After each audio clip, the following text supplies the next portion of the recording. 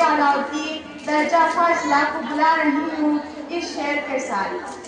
آرام طلب جو ہوتا ہے وہ علم کی دولت ہوتا ہے، آرام طلب جو ہوتا ہے وہ علم کی دولت ہوتا ہے، جو علم کا طلب ہوتا ہے وہ رات کو دین کر دیتا ہے۔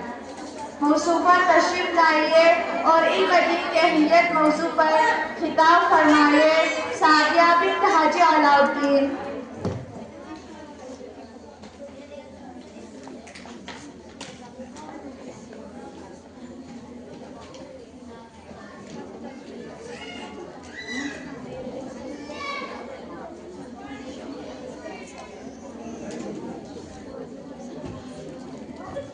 السلام علیکم ورحمۃ اللہ وبرکاتہ۔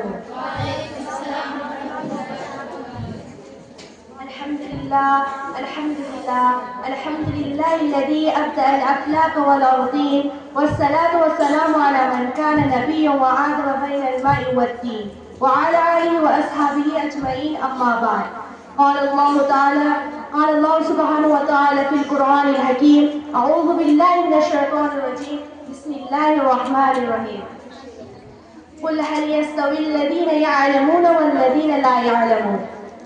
میں آپ حضرات کے سامنے علم دین کی موضوع پر گفتگو کرنے جا رہی ہوں۔ میں پوری کوشش کروں گی کہ کوشاں باقی نہ رہے۔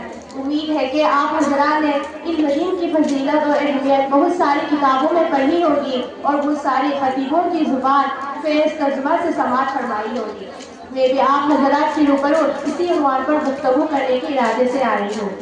علم دو طرح کا ہے، ایک دنیاوی یا اخروی۔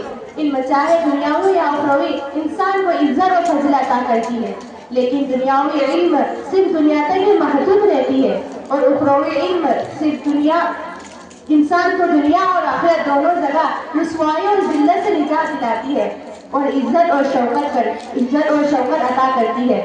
میں عام لوگوں سے سوال کرتی ہوں وہ کون سی چیز تھی جس نے آدم علیہ السلام کو ملائکہ سے افضل بنا دیا؟ وہ کون سی چیز تھی جس کی وجہ سے اللہ نے انسان کو اشرف المخلوقات بنا دیا؟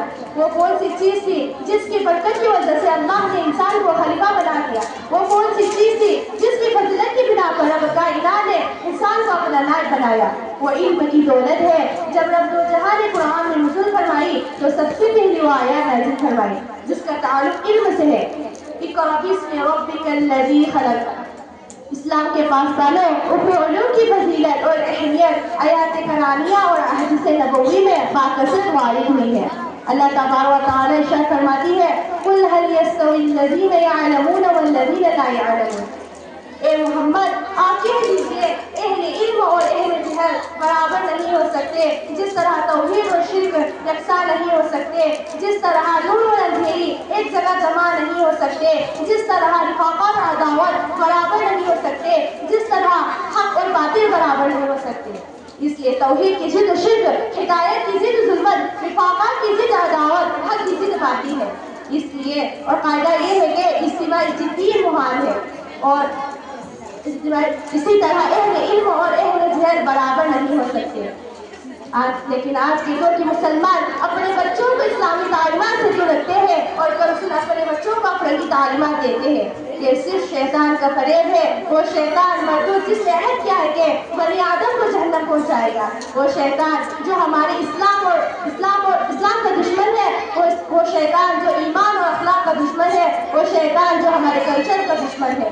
اے میرے دینی بہنیں یاد رکھیں اگر ہم اپنے معصوم بچوں کے تربیت خواہ ہیں تو اسے عالم دین بنائیے، اس لیے کہ محسن کائنات کے ارشاد گرامی ہے یستغفر للہ الذی ما فی السماوات والارض۔ زمین اور آسمان میں جتنی چیز ہے وہ سب عالم کی مغفرت کی دعا کرتی ہے۔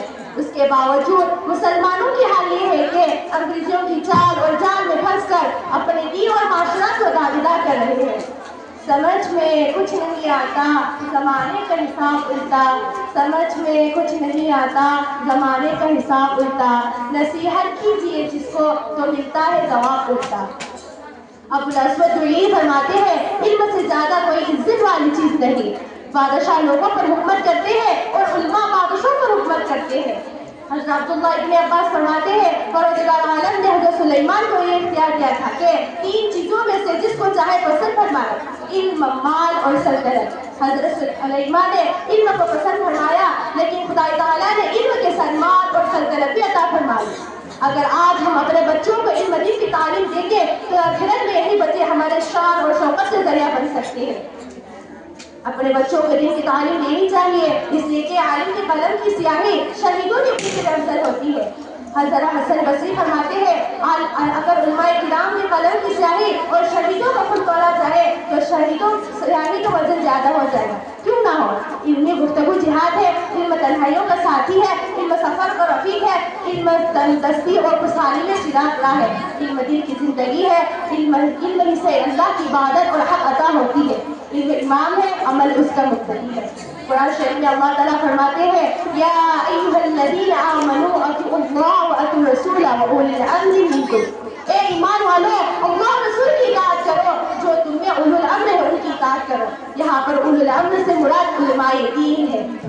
تو پھر عالم بننے اور علم دین حاصل کرنے سے کیوں شرم محسوس ہوتی ہے؟